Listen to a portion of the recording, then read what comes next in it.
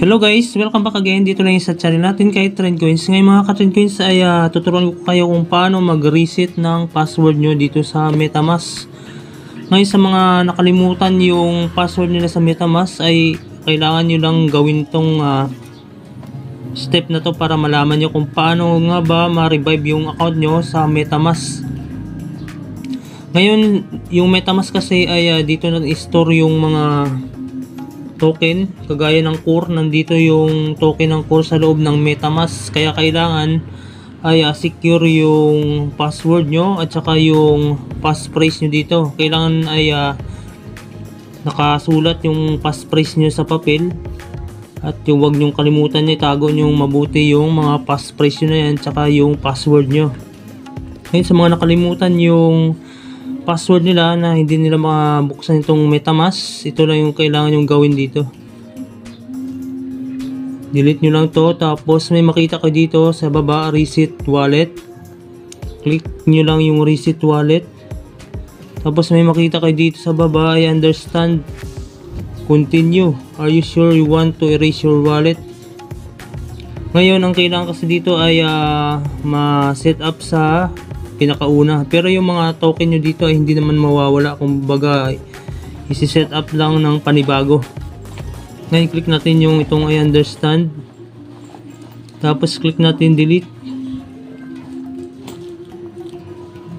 Ayan, click natin yung delete my wallet.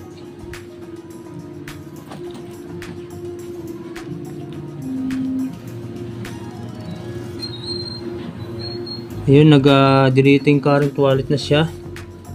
Ngayon guys, naisulat nyo yung passphrase nyo, ay kailangan nyo lang ilagay dito sa import using ito guys, import using secret recovery phrase. Kaya kailangan talaga na i-copy ninyo yung passphrase nyo dito sa MetaMask.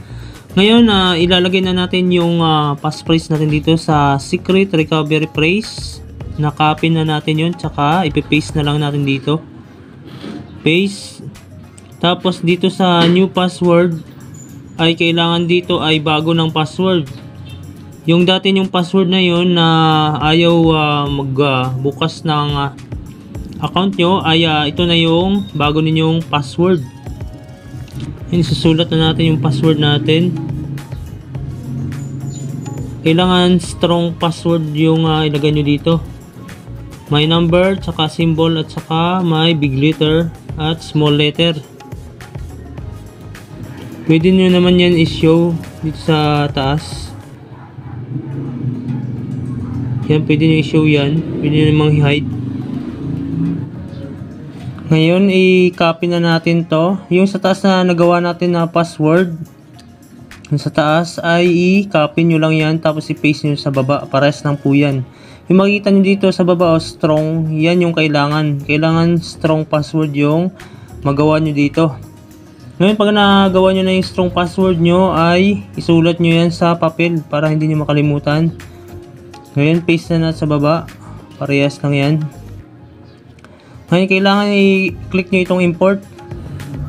Ayun na, nag-congratulations na siya. Ibig sabihin ay okay na yung paggagawa natin ng panigbago nating password. Ngayon, click na natin down. Click natin yung down. Ayan na, nagbukas na siya.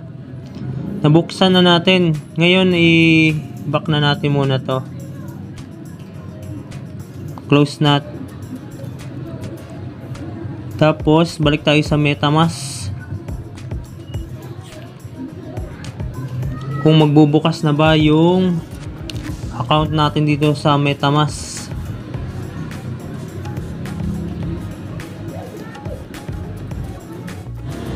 Ngayon, ilagay na natin yung bago nating password. Guys, ito na nga ang pagbubukas ng account natin. Click na natin yung unlock para mabuksan na natin yung account natin.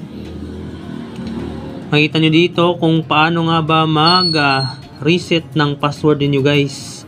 Ganun lang kadali. Ayan na guys, nagbukas na yung account natin. Yan yung account natin dati na hindi mabuksan, yung nakalimutan yung mga password nyo. Ayan, nagbukas na siya.